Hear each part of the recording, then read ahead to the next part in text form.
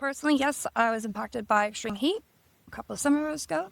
The temperatures were unusually high for several days, and it did cause a lot of frequent power outages. At the time, we were living in a 2-story house, and I know heat rises, and it was unbearable. All the bedrooms were upstairs, no air conditioning, no electricity to cook meals. Yeah. We had 3 kids then, one quite young, so it was actually really bad eczema. So the more that it got heat and sweaty, the more that it would get worse. First, we were really miserable for at least the first day or so. Obviously, we had to adapt without electricity. We got a big esky out, filled that with ice. Use that. Those battery-operated fans with misters, those were a godsend.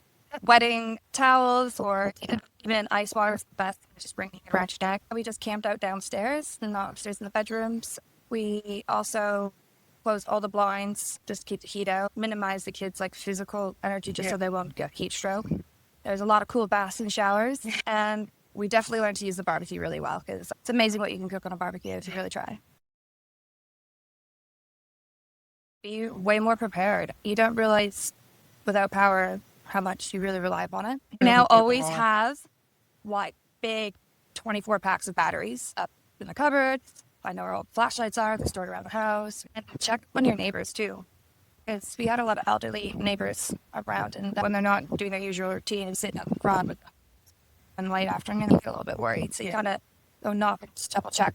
Always first aid stocked because in the dark you bump into a lot of things. Yeah. So what?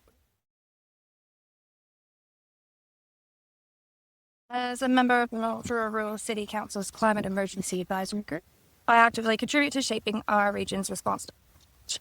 We engage with the local stakeholders, participate in planning sessions, brainstorming, and we help facilitate workshops and education sessions. Our goal is to educate our residents and empower them so that they understand how they might be affected. The ripple effect of this work is about building long-term community resilience and shifting mindsets. Don't be so oh no, it doesn't affect me, because it really does. By empowering individuals with the knowledge and those practical tools, we're not only helping them respond to climate change and impact, but effectively also inspiring everyday actions that collectively drive the broader sustainable change. And it just encourages more sustainable choices. If you know it's out there and it's free, you wouldn't believe how much is free.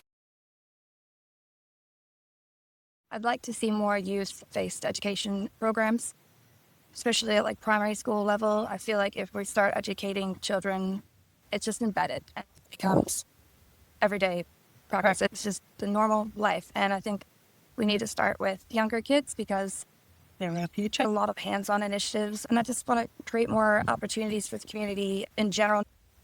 Greening, monthly repair, swap, or just learn session days. So main thing, just education and communication. I think the more that we're open of what's out there and people could access, the more they'll be on board.